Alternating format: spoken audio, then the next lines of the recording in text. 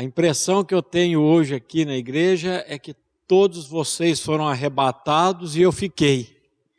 Mas ficou mais uns gatos pingados aqui também, viu? Tem uns irmãos aqui também que ficaram, mas a impressão que nós temos aqui é essa, que os irmãos foram arrebatados e nós ficamos. Mas, meus irmãos, eu queria dizer uma coisinha para vocês antes da gente entrar no estudo do boletim. A respeito de tudo isso que está acontecendo, não só na nossa cidade, como também no mundo.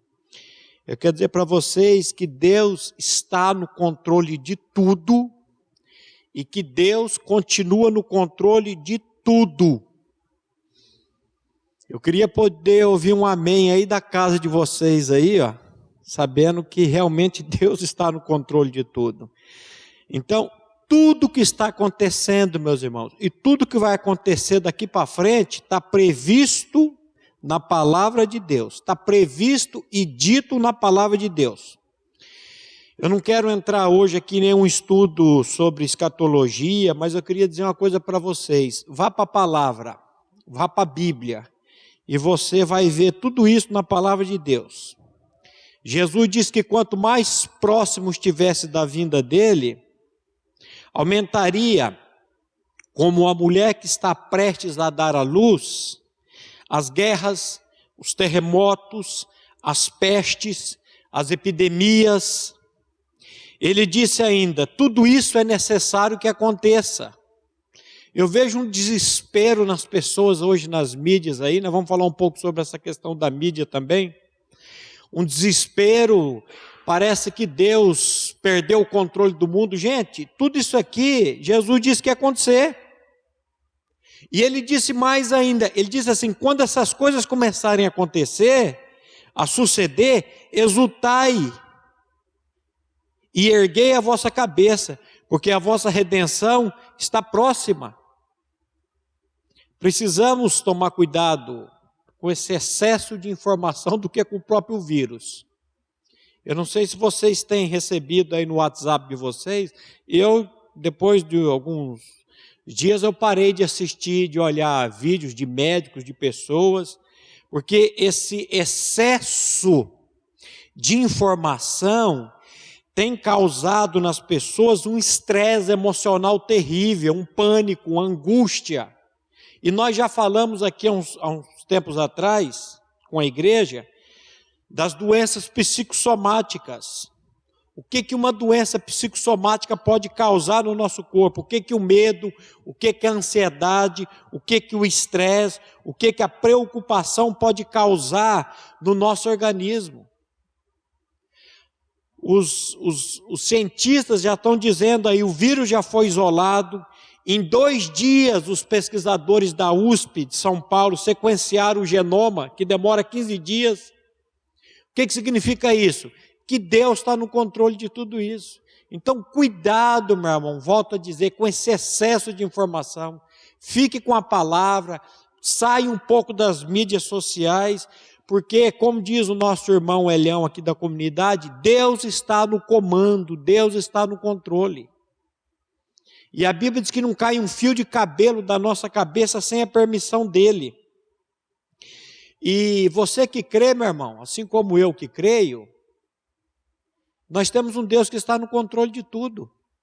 E eu queria ler com vocês o Salmo 91, versículo de 1 a 5, que diz assim: o que habita no esconderijo do Altíssimo e descansa à sombra do Onipotente, diz o Senhor, meu refúgio e meu baluarte, Deus meu, em quem confio, pois Ele te livrará, pois Ele me livrará do laço do passarinheiro e da peste perniciosa.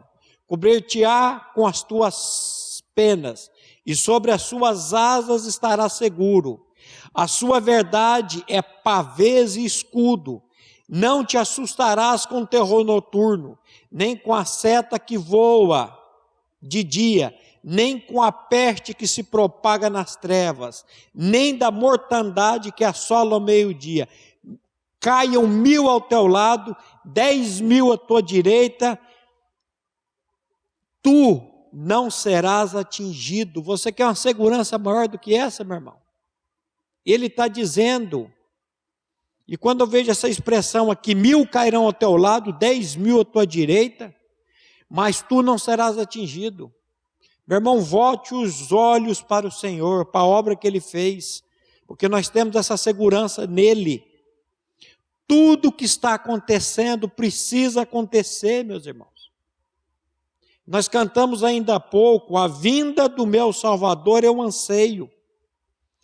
E eu creio que o tema de hoje, ele vai vir de encontro com tudo isso que está acontecendo. Como assim? Esse é o momento de nós propagarmos o Evangelho nas mídias, falar do Evangelho, da obra de Cristo, e não ficar aí mandando vídeo, mandando esse tanto de coisa que está acontecendo aí. E o nosso tema hoje, meus irmãos, é evangelização.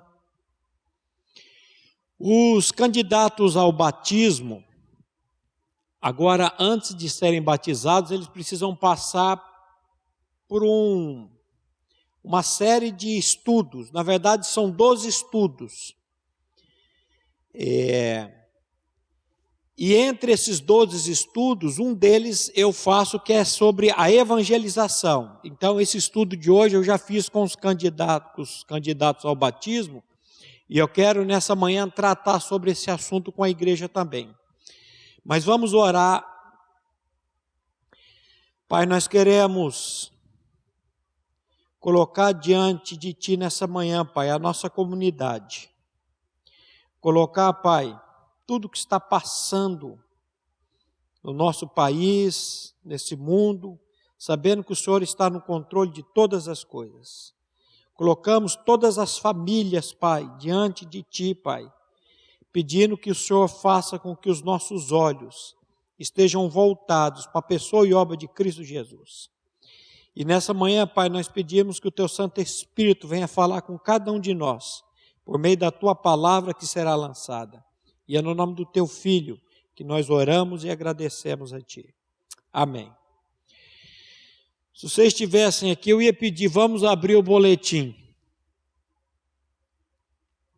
Então, eu estou com o boletim aberto aqui, eu quero ler com vocês Marcos, capítulo 16, versículo 15, que diz assim: e disse-lhes, ide por todo o mundo, e pregai o evangelho a toda criatura. Presta atenção nessa ordem, meus irmãos. Ide por todo o mundo e pregai o evangelho. Não é pregar prosperidade financeira, não é pregar um mundo sem problemas, sem dificuldades, é pregar o evangelho. Ide por todo o mundo e pregai o evangelho. Evangelização é o ensino do evangelho. É a mensagem de Deus que nos conduz à salvação por meio da pessoa e obra de Cristo Jesus.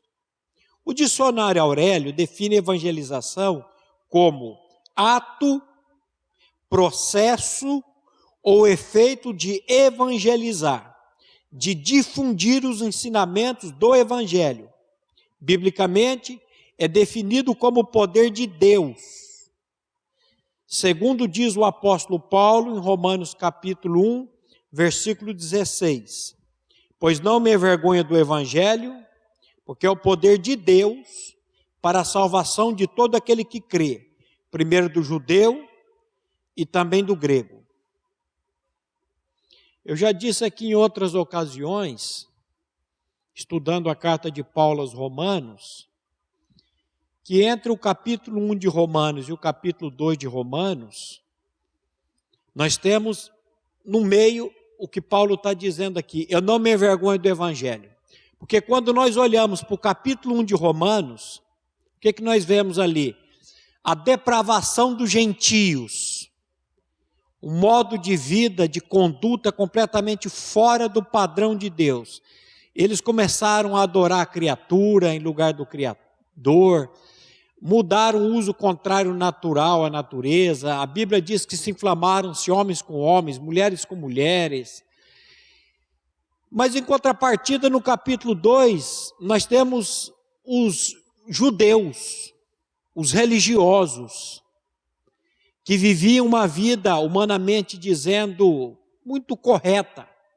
E aqui, entre o capítulo 1 e o capítulo 2, Paulo entra com esse versículo: não me envergonho do evangelho. Por quê? Porque o evangelho é o poder de Deus para a salvação. Então Paulo não está preocupado com a depravação dos gentios do capítulo 1, e ele também não está preocupado com a hipocrisia dos judeus no capítulo 2. Por quê? Porque ele tem um evangelho que pode transformar tanto um quanto o outro. A palavra poder no original grego, dunamis, tem como significado força, habilidade, poder inerente, poder que reside em algo, ou seja, é a ação de Deus em favor de alguém que não pode fazer nada por si mesmo. Presta atenção nisso que está sendo dito aqui. É uma ação de Deus, o evangelho é uma ação de Deus em favor de alguém que não pode fazer absolutamente nada por si. Por quê? Porque a Bíblia diz que nós estamos mortos nos nossos delitos e pecados. E a proclamação do evangelho, o anúncio do evangelho é que vai trazer vida para você e para mim. As boas novas do evangelho representam a mensagem salvadora por parte de Deus, onde o pecado que habita dentro do ser humano é tratado na cruz em Cristo. Todos os homens nascem destituídos da glória de Deus e em pecado. Ele está presente em todos os seres humanos. Vamos ler aqui o Salmo 51:5 e o Salmo 58:3, que diz assim: eis que eu nasci na iniquidade, e em pecado me concebeu a minha mãe. Desviam-se os ímpios desde a sua concepção, nascem e já se desencaminham, proferindo mentiras. As boas novas do evangelho são a solução divina para o estado de desespero em que se encontra o ser humano. O ser humano, como a palavra de Deus está dizendo aqui, ele já nasce em pecado. Ele nasce destituído da glória de Deus. Desviam-se os ímpios desde a madre. Andam errados desde que nascem, proferindo mentiras. E o evangelho é o quê? É a anunciação de que nós temos um Deus que enviou o Filho dele a esse mundo para mudar, tirar de dentro de nós o nosso problema, que é o nosso pecado. O egocentrismo é a essência do pecado. E o nosso ego nos afasta de Deus. O evangelho da graça vem de encontro do pecador para convencê-lo dessa sua condição e reconciliá-lo com Deus. Jesus foi a propiciação pelos nossos pecados. O sacrifício dele em nosso lugar foi a solução para o nosso pecado. E somente através da união com Cristo há salvação. Presta atenção nessa expressão. Somente através da nossa união com Cristo há salvação. Fora da nossa união com Cristo não existe salvação.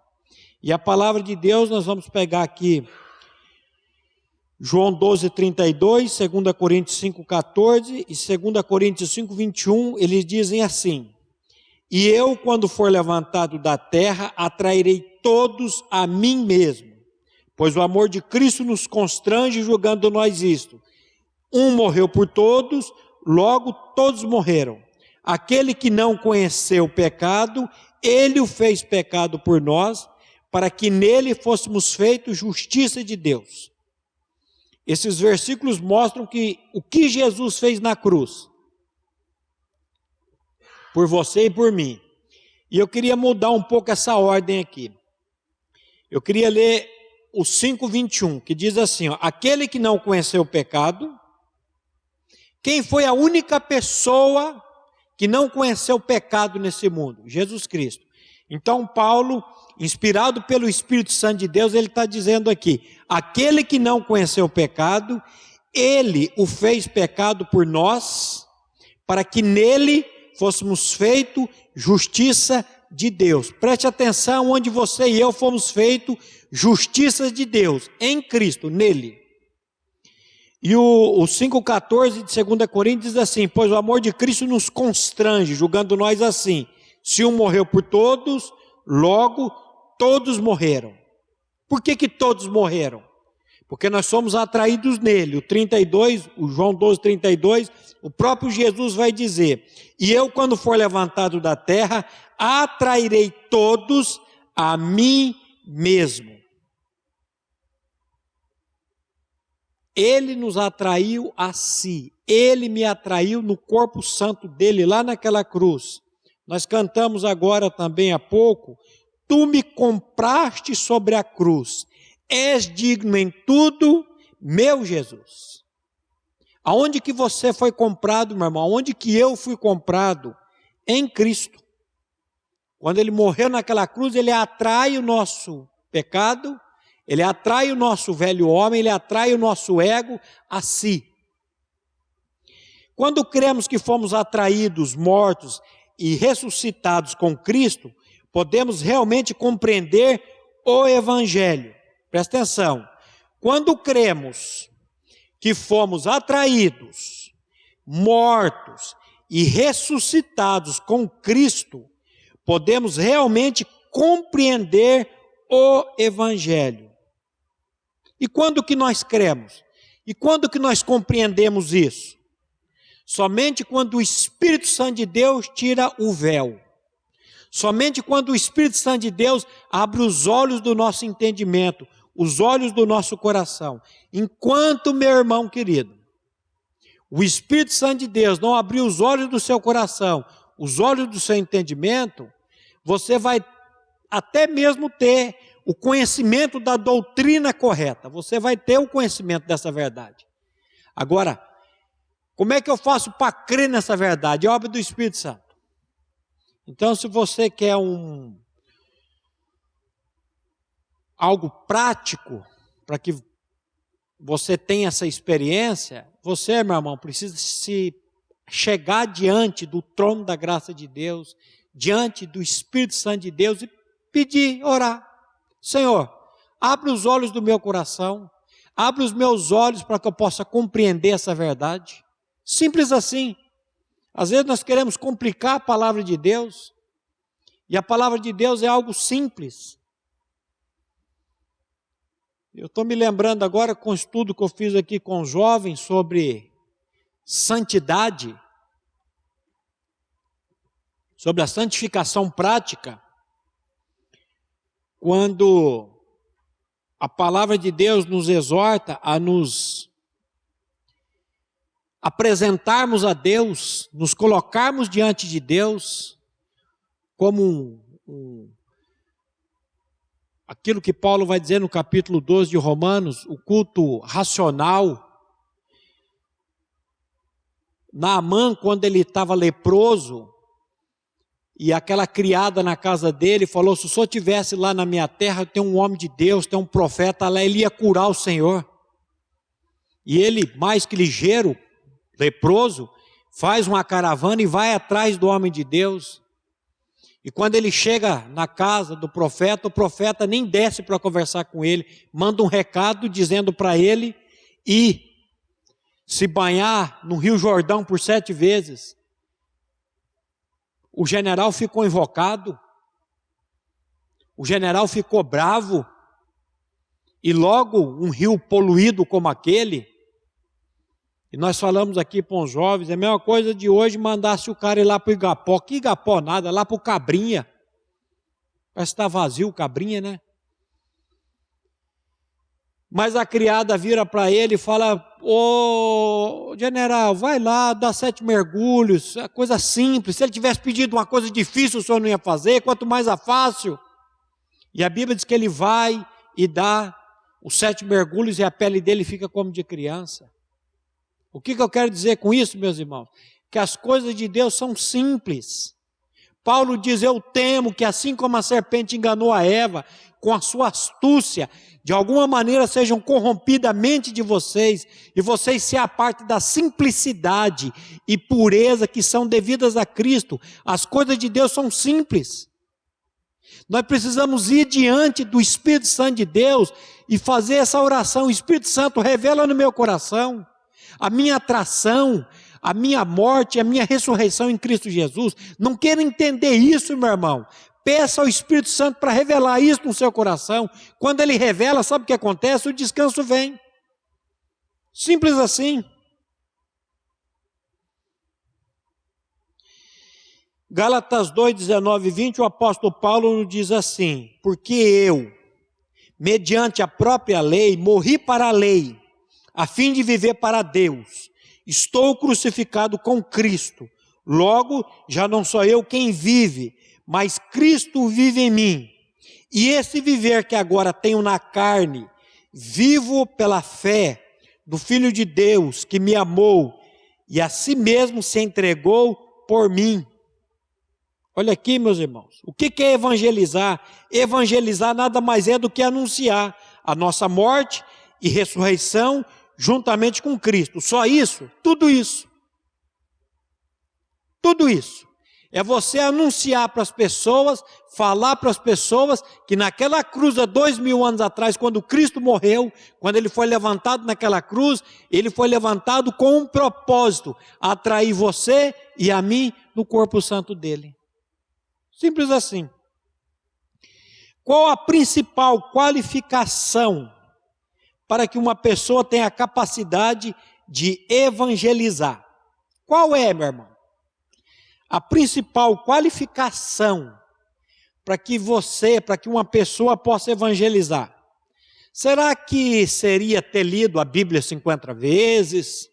Será que é ter feito um curso de teologia?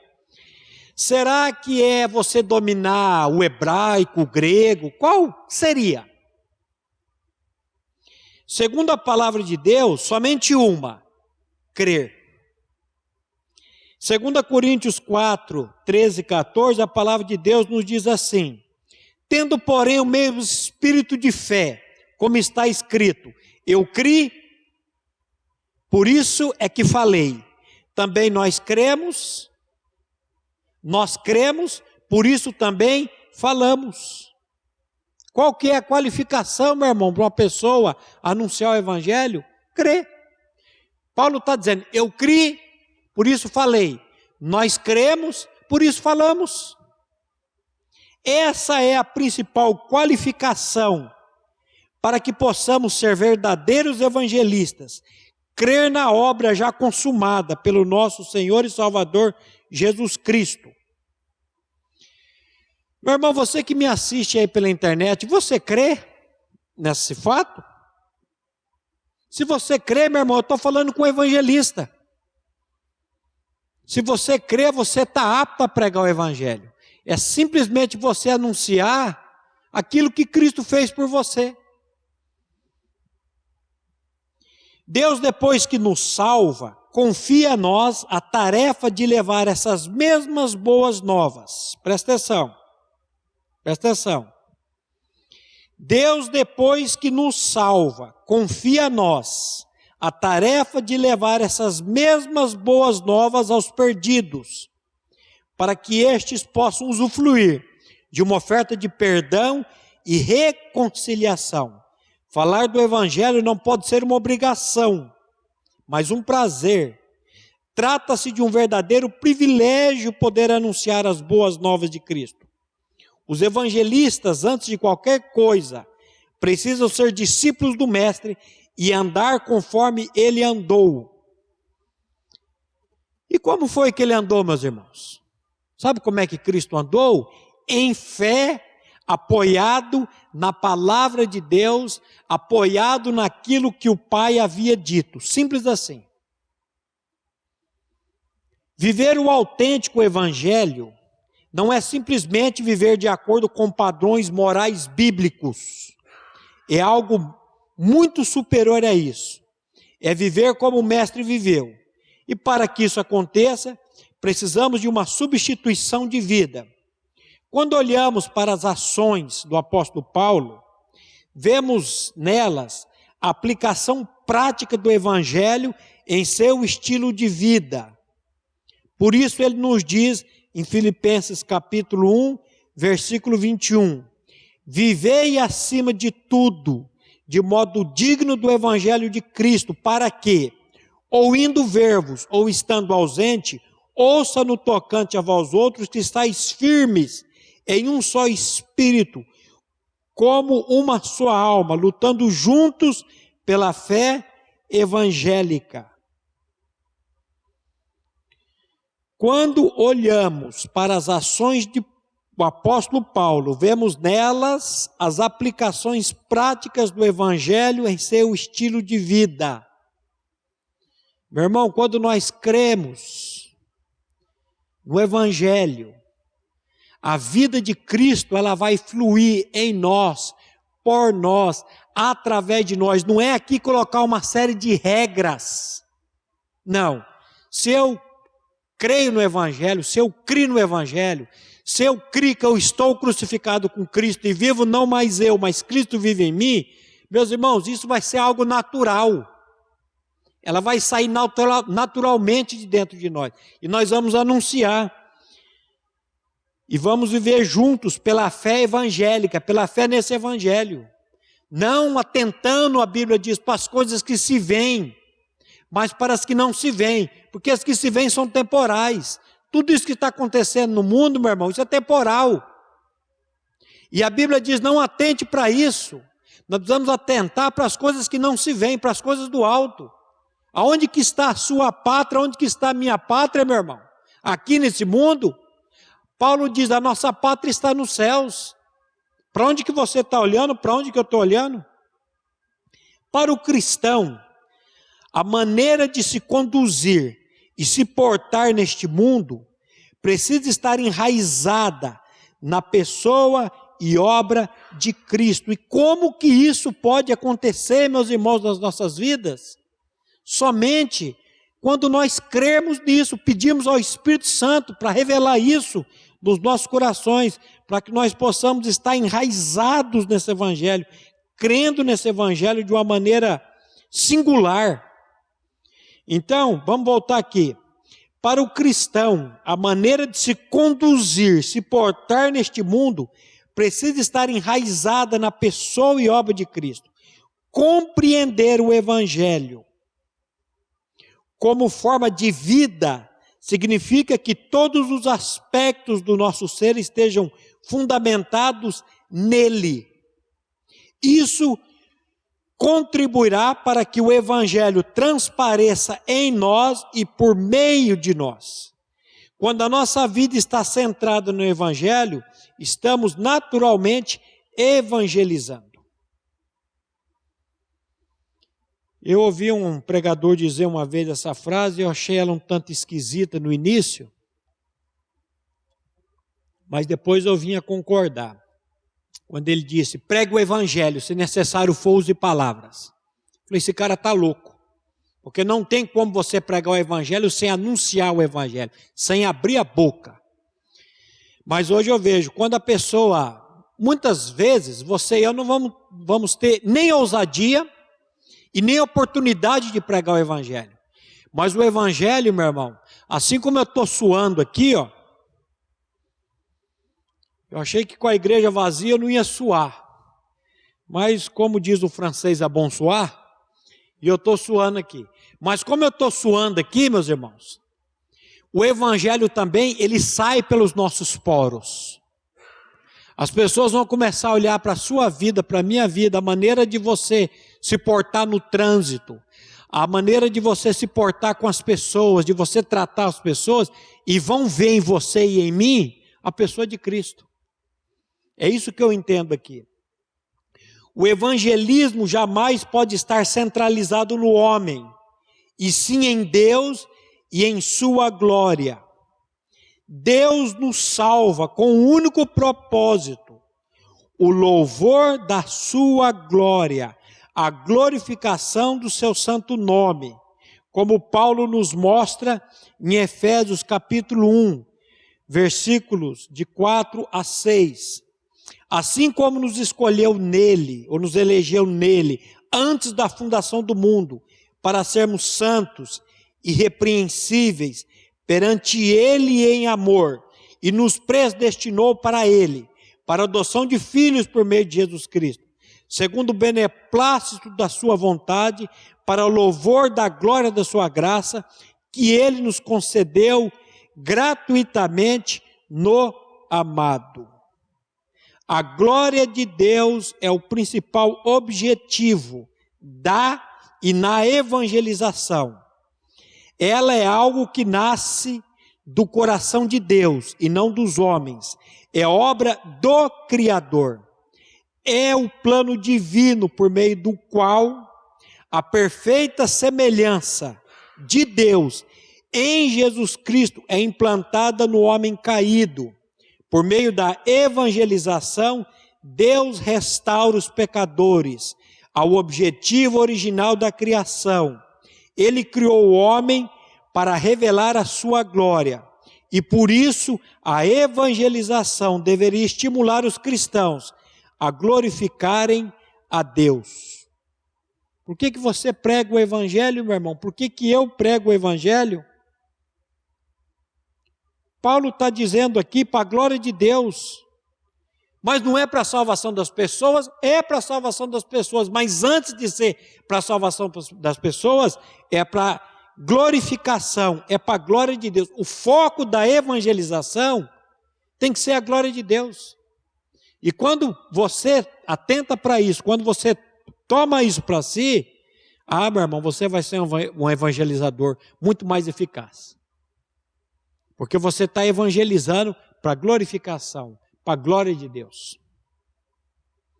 Quando pregamos o evangelho, cumprimos o desejo supremo de Deus de se tornar conhecido e louvado. O evangelista não age por si mesmo, mas Deus lhe concede este dom. Somente Deus pode fazer de nós verdadeiros evangelistas. Meu irmão, evangelizar, pregar o evangelho é um dom. É Deus que nos capacita para pregar o evangelho. Ao comunicarmos boas novas, precisamos aprender a depender e esperar somente em Deus. Devemos, portanto, anunciar as virtudes daquele que nos chamou das trevas para a sua maravilhosa luz, sendo claros na exposição. Mas quem trará a revelação aos corações dos ouvintes será o Espírito Santo, somente por meio da obra dele. O pecador pode entender o evangelho, reconhecer a culpa pessoal, submeter-se humildemente à mão poderosa de Deus, arrepender-se do pecado e crer no Senhor Jesus Cristo. Após essas coisas, o homem passa a se relacionar com Deus e adorá-lo. Tudo para a sua própria glória. Nada que façamos por nós mesmos pode garantir-nos entrada no reino eterno de Deus. O genuíno evangelho procede dele. Embora Deus use e unja somente pessoas, os méritos da evangelização não são delas, mas do próprio Deus. Paulo foi enfático ao dizer em 1 Coríntios 3, 6 e 7, eu plantei, Apolo regou, mas o crescimento veio de Deus, de modo que nem o que planta é alguma coisa, nem o que rega, mas Deus que dá o crescimento. Eu queria voltar aqui, nesse parágrafo,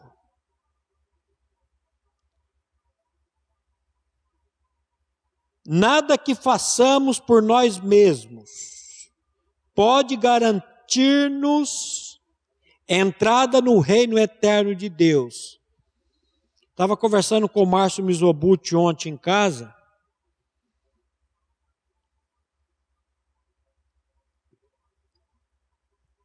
E ele estava falando dessa questão que muitas vezes nós queremos convencer as pessoas. mostrando que elas estão erradas. Mas, meus irmãos, Paulo diz assim, pela graça sois salvos, porque nós estávamos discutindo uma questão da religião e do evangelho, que tem muitas pessoas que creem que elas vão ser salvas por aquilo que elas fazem. E ele conversando com uma pessoa próxima, ele estava falando dessa pessoa, ela falando que se a última coisa que ela tivesse feita no momento da morte dela fosse uma coisa boa, ela ia ganhar o céu. E aí o Márcio começou a falar que não era isso, e que era por meio da palavra, que era por meio da graça de Deus. Então, eu vou frisar isso aqui para você mais uma vez. Nada que você faça, nada que eu faça, vai garantir entrada para você e para mim no reino de Deus. O que vai garantir entrada para nós no reino dos céus é a pessoa e obra de Cristo Jesus. Então Paulo diz, pela graça sois salvos, Efésios 2, 8 e 9. Pela graça sois salvos, por meio da fé, isto não vem de vós, é a fé. A fé não vem de você, é um dom de Deus, e não vem das obras, para que ninguém se glorie. Em Romanos 11, 6, Paulo vai dizer assim, se é pela graça, já não é pelas obras. De outra maneira, a graça já não é graça. Então, meu querido, minha querida, em nome de Jesus, a salvação, ela não depende de nada daquilo que você e eu façamos ou deixamos de fazer, mas ela depende somente da graça e da misericórdia de Deus. A graça e a misericórdia de Deus precisa vir ao seu encontro e ao meu encontro. E Paulo está dizendo aqui, ó, ele plantou, eu plantei. Plantou o quê? A palavra. Apolo regou, mas quem que dá o crescimento? É Deus. Aí Paulo diz, nem o que planta, nem o que rega, tem valor algum, mas é Deus. O que significa isso? Que toda a obra da evangelização é para a glória de Deus, não é para a glória dos homens. Não é para você sair dizendo aí, olha, eu tenho 50 filhos na fé, 100 filhos na fé. Rapaz, se você tem alguma coisa, foi Deus que te deu e a glória é dele. Não fica se gabando de algo que Deus lhe deu. Toda honra, glória e poder somente podem ser dadas ao Cordeiro. Uma vez o pastor Glênio disse aqui no estudo que só pode receber honra, só pode receber glória e só pode receber poder quem não almeja isso. Por isso que você não pode receber e eu não posso receber. Porque toda honra, toda glória e todo poder só podem ser dados a Ele. Paulo diz, porque dele, por Ele e para Ele são todas as coisas. Glória, pois, a Ele eternamente. Amém. A glória é dele, meus irmãos, não é nossa. Nós somos simplesmente instrumentos. Como diz o pastor Glênio, canos que podem anunciar as virtudes daquele que nos chamou das trevas para a sua maravilhosa luz. A evangelização do mundo compete à igreja. Igreja aí, se você olhar no seu boletim depois, você vai ver que a igreja aí é com I maiúsculo. A igreja é o corpo de Cristo. A igreja são todos os salvos. Existe igreja com I minúsculo e igreja com I maiúsculo. Igreja com I minúsculo é denominação. Batista, católica, presbiteriana, metodista. Agora, igreja com I maiúsculo são os chamados. Aqueles que foram salvos. Aqueles que fazem parte da grande Assembleia de Deus, do corpo de Cristo. Então, a evangelização do mundo compete à igreja. Quem é a igreja, meu irmão? É você, sou eu. A igreja são salvos. Ela pode ser feita pessoalmente ou em equipes, através de sermões ou publicações, programas de rádio, televisão, internet. E eu quero dar um recado para você, meu irmão, que tem muito dinheiro. Você está vendo que esse dinheiro que você tem no banco, está lá. O que você não pode fazer muita coisa com ele agora. Você não pode viajar. Você vê as fronteiras tudo fechado, aeroporto tudo fechado. Meu irmão, eu vou falar uma coisa para você. Use esse dinheiro que Deus está lhe dando para evangelizar. Use esse dinheiro na proclamação do evangelho, meu irmão. Olha aqui, ó.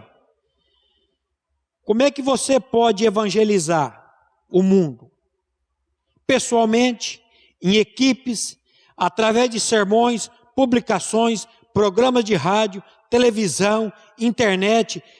Tudo isso aqui custa dinheiro. O que adianta, Jesus disse, o que adianta o homem ganhar o mundo inteiro e perder a sua alma? O que daria o homem em troca da sua alma? Meu irmão, use aquilo que Deus tem te dado. Se é dinheiro, use o seu dinheiro para evangelizar. Se é saúde, use a sua saúde para evangelizar, para visitar.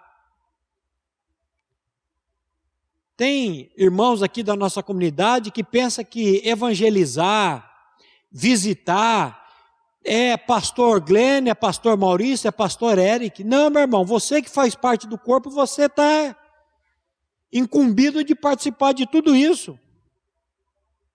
Jesus foi enfático ao dizer em Mateus 28, 18 a 20. Ide, portanto, fazei discípulos de todas as nações, batizando-os em nome do Pai, e do Filho, e do Espírito Santo, ensinando-os a guardar todas as coisas que vos tenho ordenado. E eis que estou convosco todos os dias, até a consumação do século. Meu irmão, você crê que o Senhor está com você todos os dias, até a consumação dos séculos? E Ele está dizendo aqui, ó, fazei discípulos. E como é que eu faço discípulo? Anunciando o Evangelho, pregando o Evangelho.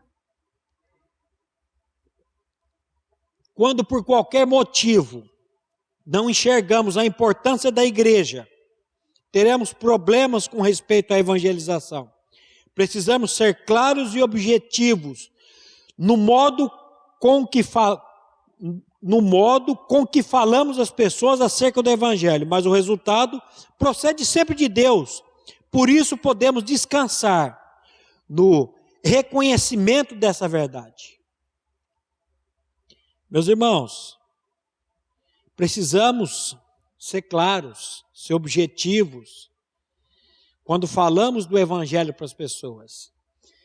E eu creio que a maneira mais clara de você falar do Evangelho para as pessoas é quando você experimentou do Evangelho. Porque aquilo que você experimentou e você viu, você percebeu a sua vida transformada, a sua vida mudada, meu irmão, você vai falar para as pessoas isso. Então, claros, objetivos, sim. Agora, o resultado, ele procede de Deus. O resultado é do Espírito Santo. Nós não temos que estar preocupados com os resultados. O resultado é Deus que vai trazer. Ele que vai operar. Para a glória dele. Precisamos descansar nessa verdade. Senão a gente vai querer convencer as pessoas na evangelização.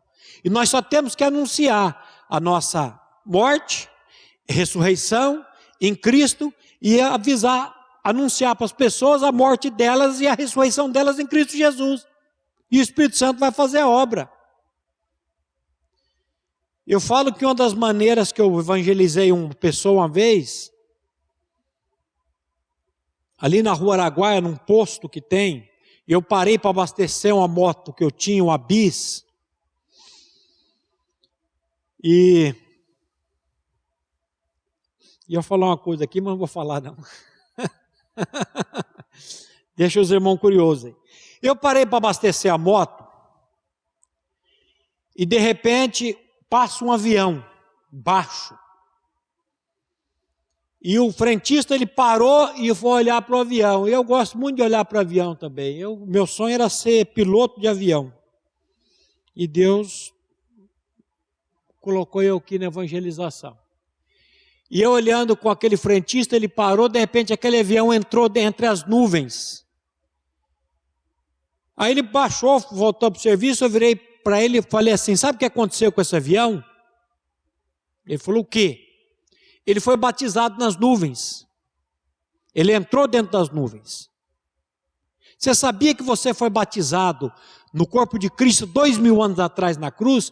Quando ele morreu naquela cruz, ele atraiu você no corpo dele, o seu pecado no corpo dele. Quando ele morreu, você morreu e eu morri com ele. E na ressurreição ele deu a sua vida para mim e para você. Dei os R$10 para ele, que aquele tempo a gasolina era mais barata. Montei na minha moto, foi embora e eu olhei no retrovisor e eu vi ele olhando pensativo. Meu irmão, o que você fez? Preguei evangelho. Anunciei para ele a morte dele, a ressurreição dele em Cristo Jesus e fui embora. Agora, quem que vai convencer? Sou eu? Quem que convence as pessoas do pecado, da justiça e do juízo? Espírito Santo de Deus. Anuncie, meu irmão, essa verdade e descanse no conhecimento dessa verdade, que essa verdade, ela opera. Você já ouviu isso? A Bíblia diz que a palavra de Deus não volta vazia, mas ela faz aquilo pela qual ela foi designada.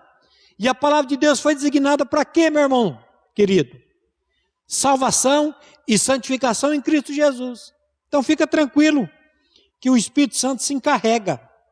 O apóstolo Paulo diz para não desanimarmos quando estivermos envolvidos neste tão glorioso ministério. Que ministério? O ministério da evangelização. 2 Coríntios 4:1, Paulo diz assim: portanto, tendo este ministério, pela misericórdia de Deus, não desanimamos.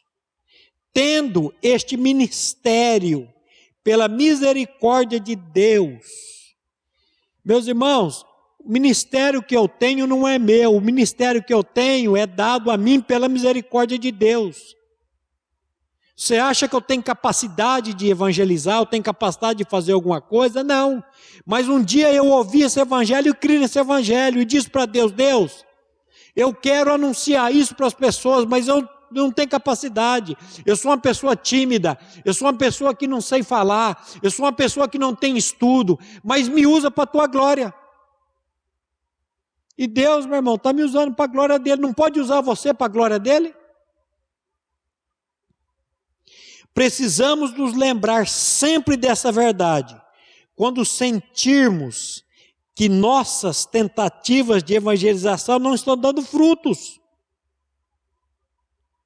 Às vezes, meu irmão, você vai evangelizar e você não vai ver frutificação aqui. Você não vai ver nada. Mas lá na glória, meu irmão, você vai ver Deus operando e Deus fazendo. Ele faz. Para a glória dele. No caminho da evangelização, não devemos ficar preocupados em trazer pessoas para a igreja local, mas para Cristo Jesus. Começar a frequentar a igreja, a frequentar o local de reuniões, será apenas o resultado da nova vida que está implantada no novo convertido. Lembrando sempre que tudo é patrocinado pela graça divina. Meus irmãos, a salvação, a revelação, a santificação, tudo isso é patrocinado pela graça de Deus, é Ele operando. Efésios 2, 8 e 9. Pela graça sois salvos, mediante a fé. E isto não vem de vós, é dom de Deus, não de obras, para que ninguém se glorie. Que o Deus de toda a graça, que nos chamou em Cristo Jesus, nos capacite a sermos evangelizadores para a glória de Deus Pai. É Ele, meus irmãos, que vai nos capacitar, é Ele que vai te capacitar para a glória dEle. Vamos orar? Pai, nós queremos mais uma vez te louvar e te agradecer pelo privilégio que temos de parar para anunciar as virtudes daquele que nos chamou das trevas para a sua maravilhosa luz. para anunciar o evangelho da nossa atração, morte e ressurreição em Cristo Jesus. E nessa manhã, Pai, eu quero colocar a vida de cada pessoa que nos acompanha pela internet, pedindo que o Teu Santo Espírito, que é doce, que é maravilhoso, que é o Espírito Consolador, que é o Espírito que nos convence do pecado, da justiça e do juízo, possa estar convencendo cada irmão nessa manhã, trazendo a revelação dessa maravilhosa obra que o Teu Filho fez por cada um de nós. Mais uma vez te louvamos, entregamos o nosso país diante de Ti, sabendo que o Senhor continua no controle de todas as coisas. E é no nome do Teu Filho, Pai, amado, Jesus, que nós oramos e agradecemos a Ti. Amém. A Livraria PIB Londrina procura selecionar cuidadosamente seus títulos e autores a fim de oferecer um conteúdo alinhado com o Evangelho de Jesus Cristo. Bíblias, livros de teologia, devocionais, literatura infantil, biografias, comentários bíblicos e muito mais. Dispomos também de um acervo de CDs e DVDs das mais de 5.000 mensagens ministradas na Primeira Igreja Batista em Londrina. Visite a Livraria PIB Londrina e conheça ainda mais. Livraria PIB Londrina, de segunda a sexta, das 13h30 às 18h. Endereço na Avenida Paraná, 76A, próximo ao Calçadão, bem no centro de Londrina. Ligue para 3372-8921 ou acesse o site www.livrariapiblondrina.com.br.